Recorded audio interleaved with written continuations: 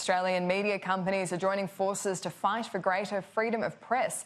The Right to Know campaign challenges government secrecy around matters of public interest. Danica DiGiorgio joins us from News Corp headquarters. Danica, take us through the campaign. Well, Annalise, today media organisations across the country are uniting in a bid to protect press freedom. And here we go, an example on the front page of today's Daily Telegraph. The headline there, "When government keeps the truth from you, what are they covering up?" It's part of the Right to Know campaign, and Australian newspapers across the country are censoring their front pages. Now, this is in response to earlier raids this year by the AFP on the Sydney headquarters of the ABC, as well as the home of a News Corp journalist.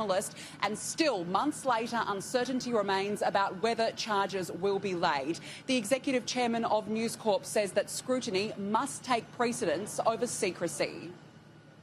Since 2001, there's been 75 pieces of legislation which have restricted journalists to be able to do their job. And that you've got to, in a democracy, it's a responsibility of the government to be open to the public. And the public don't feel they're getting that same openness back from government. Now, this Right to Know campaign is not only running in print, it's also running across radio and television, and it's demanding several key pieces of legislation. To take you through a couple of them: the right to contest the application for warrants for journalists and media organisations, exemptions for journalists from laws that would put them in jail for doing their jobs, and adequate protection for public sector whistleblowers. But executives are hoping that this campaign ultimately shuts down any debate. The current situation is on the outer limits of acceptability, and there's somewhere between that and what he's saying is an absolutely sensible working arrangement, modelled, frankly, on systems that work perfectly well in the countries we compare ourselves with.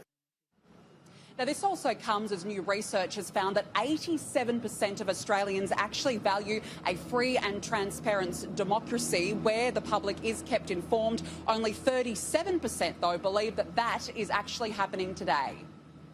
It comes down to what's the culture that we want to have as a country, what's the culture we want from our government.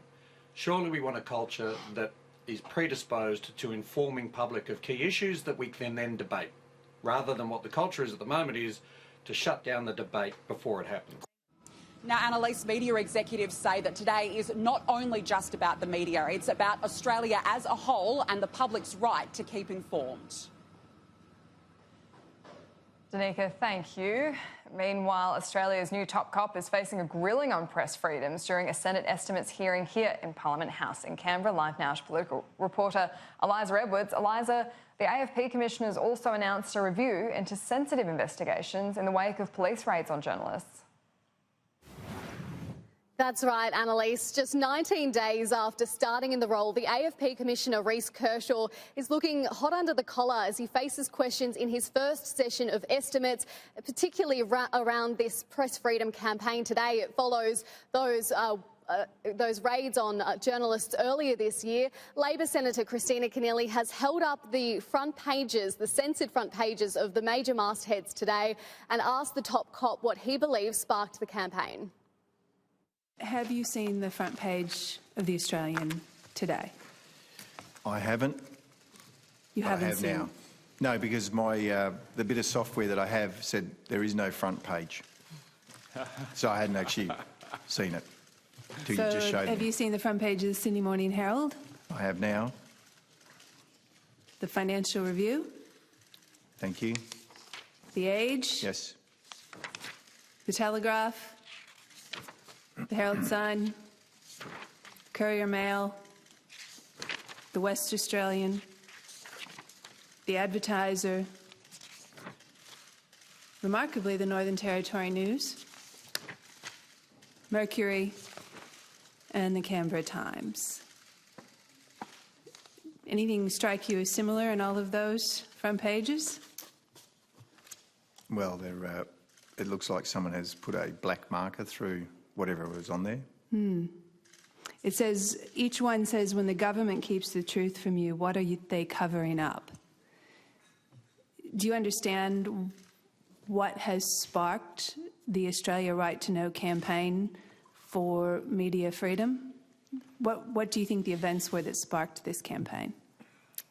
Well, I would only be you know, I'm an evidence-based police officer, so for me, I haven't even turned my mind to that.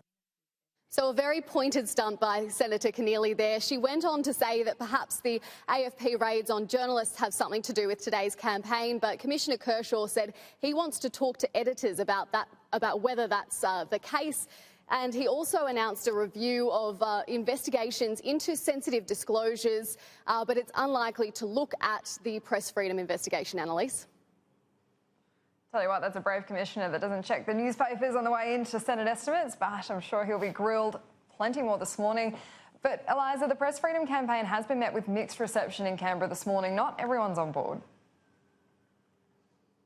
No, that's right. Labor's welcoming this campaign, but it's been met with a bit of anger from Barnaby Joyce, whose own personal life hit the headlines in 2017 following those revelations that he was expecting a baby with his former staffer. He said while the free press is important to a functioning democracy, it cuts both ways, and that journalists must also have a responsibility when it comes to their freedoms.